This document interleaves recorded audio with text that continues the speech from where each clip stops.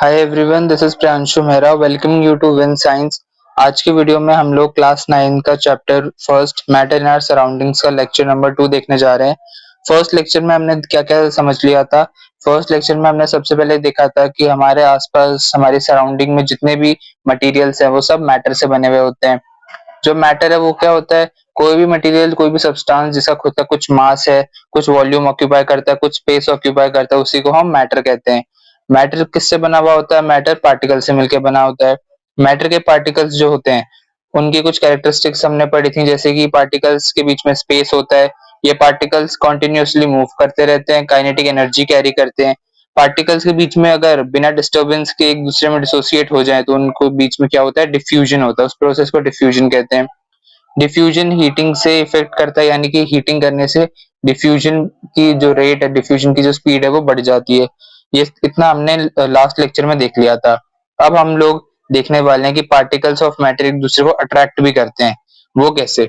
1.6 activity में discuss करेंगे कि ईडू मिश्मी नाम के डांस ग्रुप है, यानी कि एक डांस फॉर्म है।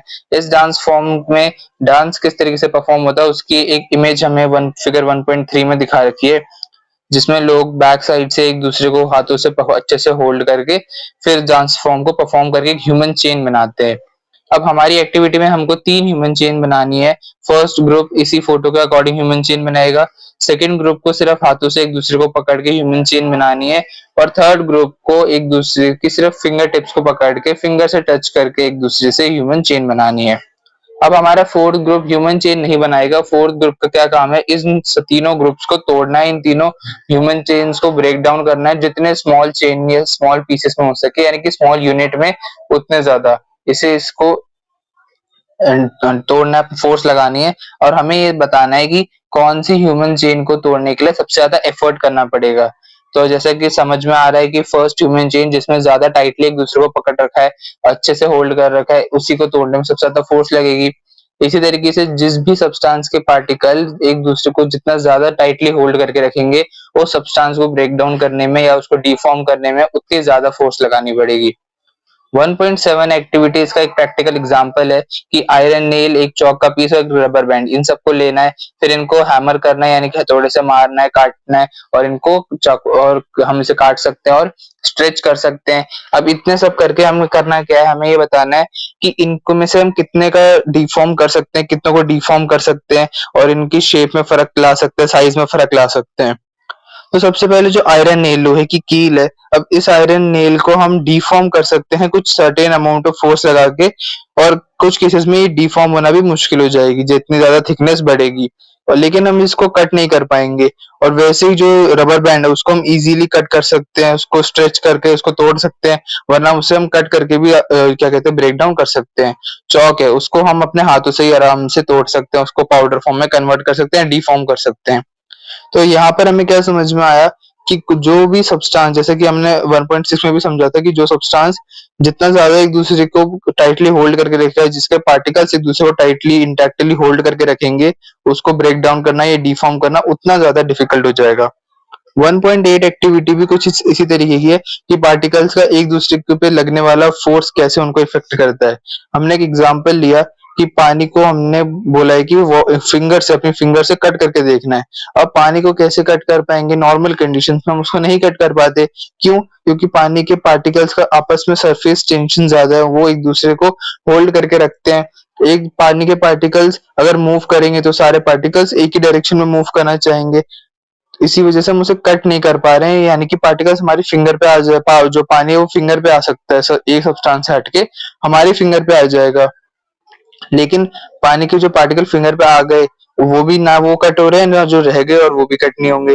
फिर उसको छोड़ देंगे तो वापस से ड्रॉपलेट फॉर्म में गिरने लगेगा, लेकिन फिर भी पानी के जो पार्टिकल्स है वो कट नहीं हो पा रहे हैं। अब हम आगे देखते हैं, कुछ इंटेक्स्ट क्वेश्चन देखने वाले हैं। अब हमें फर्स्ट क्वेश्चन में कुछ मटेरियल्स के नाम दिए और बताना है कि मैटर है कि नहीं। सबसे पहले चेयर, तो चेयर मैटर है कि नहीं? इसका मास होता है, यस, तो वॉल्यूम भी होता है इसका, और वॉल्यूम और मास है तो ये मैटर होता है। एयर, एयर की भी वॉल्यूम होती है, जो उसमें डिफरेंट टाइप्स ऑफ गैसेस है, उनकी अपनी अपनी वॉल्यूम है, कुछ मास भी है, तो ये भी मैटर है। लेकिन लव, लव तो एक फीलिंग, एक इमोशन है, हम इसे फील करते हैं, लेकिन ऐसा कुछ मास, कुछ वॉल्यूम तो नहीं है, इसीलिए ये मैटर नहीं है।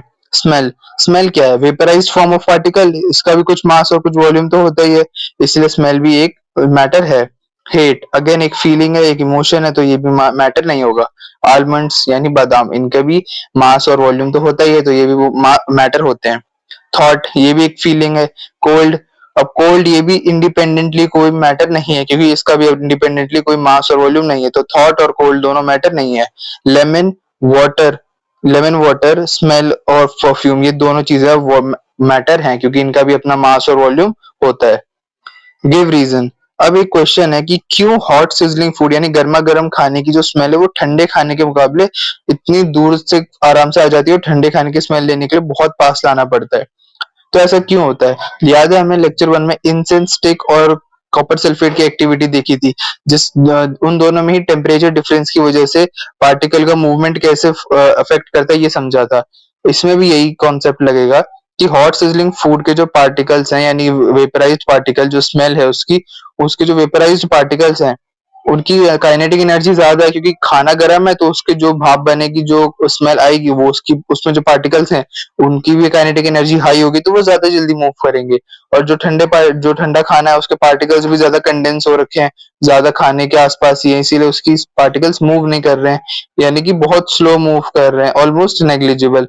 इसीलिए ठंडे खाने की स्मेल नहीं आएगी, या बहुत पास लाना पड़ेगा उसे तब हम उसकी स्मेल ले पाएंगे, और गर्म खाने की स्मेल हमें दूर से ही आ जाएगी। तो यहाँ पे पार्टिकल्स की काइनेटिक एनर्जी और उसके उनके मूवमेंट में डिफरेंस होने की वजह से, टेम्परेचर डिफरेंस होने की वजह से स्मेल का डिफरेंस आ रहा है, कि स्मेल हमें दूर से आ रही है गर्म खाने की और ठंडे खाने की नहीं।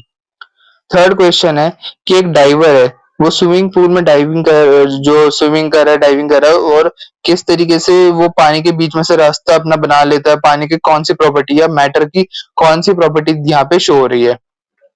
तो हमने पढ़ा था मैटर के पार्टिकल्स का आपस में स्पेस होता है, यानी कि कुछ कुछ गैप होता है, तो यही प्रॉपर्टी यहाँ पे काम आ रही है। पानी के पार्टिकल्स के बीच में गैप है, तभी तो वो पानी के पार्टिकल्स को डिस्प्लेस कर रहा है, एक जगह उनको अपनी जगह से हटा रहा है और अपना रास्ता बना रहा है, इसीलिए वो पानी के पार्टिकल्स के बीच में स्पेस है, इसी वजह से वो डाइवर ये कर पा रहा है। तो मैटर की कौन सी प्रॉपर्टी यहाँ पे शो हो रही है? Particles of matter have spaces between them. अब यहाँ पे लास्ट क्वेश्चन में हमको बस कैरेक्टरिस्टिक्स ऑफ मैटर बताना है। तो कौन कौन सी कैरेक्टरिस्टिक है? Particles of matter have space between them, particles of matter have kinetic energy between them, they are moving particles, they are not still particles, ये सारी चीजें इसकी प्रॉपर्टीज हैं। तो अभी इन टेक्स्ट क्वेश्चन हो गए। अब स्टेट्स ऑफ मैटर देखेंगे।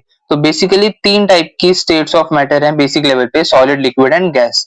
अब इन जो स्टेट्स हैं, इन स्टेट्स ऑफ मैटर को हम बेसिकली 3 जो हमने फॉर्म में बांटा है। क्यों बांटा है? इनके पार्टिकल्स के बीच में स्पेस की वजह से, गैप की वजह से। अब सॉलिड के पार्टिकल सबसे ज्यादा कंडेंस होके रहते हैं, सबसे ज्यादा एक दूसरे से इंटैक्टली कनेक्टेड होके रहते हैं, इसीलिए एक सर्टेन अमाउंट अगर फिक्स कर दो, जैसे कि 2 kg, अगर हम कोई भी गैस या लिक्विड या सॉलिड लें, तो उसमें सबसे कंडेंस फॉर्म में या सबसे कम जगह कौन ऑक्यूपाई करेगा? सॉलिड्स। और लिक्विड वही 2 kg लिक्विड अगर हम किसी बीकर में डाल दे तो वो उसमें उसमें आ जाएगा, लेकिन सॉलिड से वो ज्यादा स्पेस कवर करेगा। गैसेस, अब वो 2 kg अमाउंट ऑफ गैस, दोनों सॉलिड और लिक्विड दोनों से ज्यादा अमाउंट, ज्यादा वॉल्यूम कैरी करेगा, क्योंकि गैसेस के पार्टिकल सबसे ज्यादा दूर दूर होते हैं एक दूसरे से, तो सबसे ज्यादा एक्सपैंड भी करते हैं। लिक्विड्स के पार्टिकल सॉलिड्स और गैसेस के कंपैरिजन में सॉलिड से थोड़े ज्यादा गैप में होते हैं और लिक्विड से कम गैप में होते हैं, इसीलिए तो पार्टिकल्स के गैप की वजह से यहाँ पर सॉलिड, लिक्विड और गैस में बांट रखा है। अब नेक्स्ट लेक्चर में हम लोग characteristics of solids, liquids and gases discuss करेंगे। I hope you liked the lecture, and if you did, don't forget to like and share the video and subscribe to the channel. We'll see you in next video. Thank you.